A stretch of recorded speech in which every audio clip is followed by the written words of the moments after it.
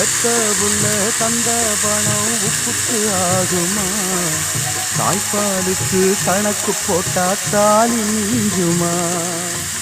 வாயக்கட்டி வளர்த்த புள்ள மல்லு கட்டி நிக்குதடி, வாங்கி தந்த காசுக்கெல்லாம் வட்டி கட்ட சொல்லுதடி. கோடு ஒண்ணு கிழிக்க வச்சு கும்மி அடிக்குது அம்மாடி. சம்சாரம் அது மின்சாரம், சம்சாரம் அது மின்சாரம்.